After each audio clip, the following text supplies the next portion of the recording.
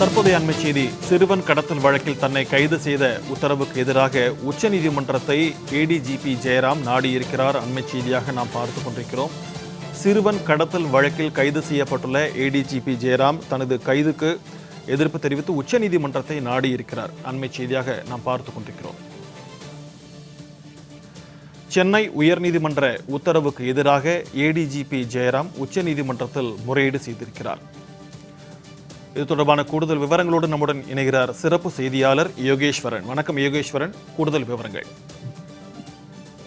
சிக்கந்தர், திருத்தணியில காதல் விவகாரத்துல சிறுவன் கடத்தப்பட்ட வழக்கு தொடர்பாக சென்னை உயர்நீதிமன்றத்தால் நேற்றைய தினம் கடுமையாக கண்டிக்கப்பட்டு காவல்துறையினருக்கு பாராபட்சம் பார்க்கக்கூடாது, எனவே இந்த வழக்கில் தொடர்பு இருக்கக்கூடிய கூடுதல் டிஜிபி ஜெயராமனை கைது செய்யப்பட வேண்டும் என்ற ஒரு உத்தரவு என்பதை பிறப்பித்தார்கள்.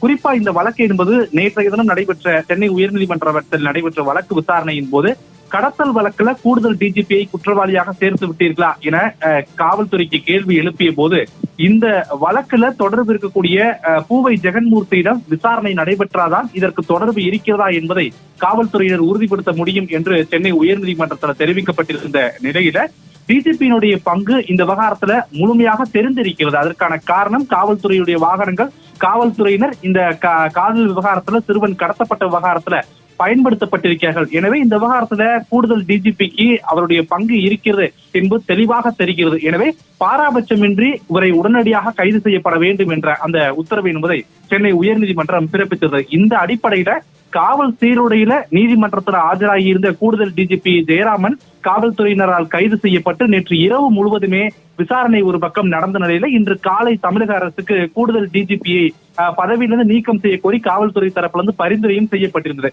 இதற்கு இடைப்பட்ட நேரத்துல நேற்று இரவு ஆன்லைன் மூலமாக சென்னை உயர்நீதிமன்றத்துடைய உத்தரவை குறிப்பிட்டு மேல்முறையீட்டு மனுவை உச்சநீதிமன்றத்தில் தாக்கல் செய்திருக்கிறார் கூடுதல் டிஜிபி ஜெயராமன் தரப்பு. குறிப்பாக இந்த வழக்கு தொடர்பாக இன்று காலை ஜெயராமன் தரப்பு கூடுதல் டிஜிபி ஜெயராமன் தரப்பு வழக்கறிஞர் உச்சநீதிமன்றத்துல முறையீடு செய்யும் போதுதான் இந்த விவகாரம் என்பது வெளியே வருகிறது. இந்த விவகாரங்கள் தொடர்பாக உச்சநீதிமன்றத்துல இன்று காலை முறையிட்ட கூடுதல் டிஜிபி ஜெயராமன் தரப்பு இந்த விவகாரத்துல ஏற்கனவே அவர் கைது செய்யப்பட்டிருக்கிறார். எனவே இந்த வழக்கை உடனடியாக அவசர வழக்காக விசாரணை செய்யப்பட வேண்டும் என்று முறையீடு செய்யப்பட்டது. இப்போது உச்சநீதிமன்றத்தோட கோடைகால அமர்வு குறிப்பிட்ட சில முக்கிய வழக்குகளை மட்டுமே கையாண்டு வரக்கூடிய நிலையில அவசரத்துவம் வாய்ந்த இந்த வழக்கு உடனடியாக விசாரிக்கப்பட வேண்டும் என முறையீடு செய்யப்பட்டது. அதற்கு இந்த வழக்கை நாளை தினம் பட்டியலிட்டு விசாரிக்கிறோம் என உச்சநீதிமன்றத்துடைய நீதிபதிகள் உறுதியளித்ததை அடுத்து இந்த வழக்கு நாளை பட்டியலிடப்படும் என தெரிவித்திருக்கிறார்கள்.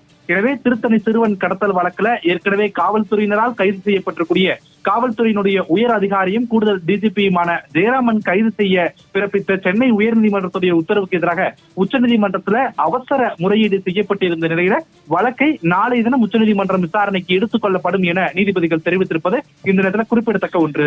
சிக்கந்தர், விரிவான தகவல்களுக்கு நன்றி யோகேஸ்வரன்.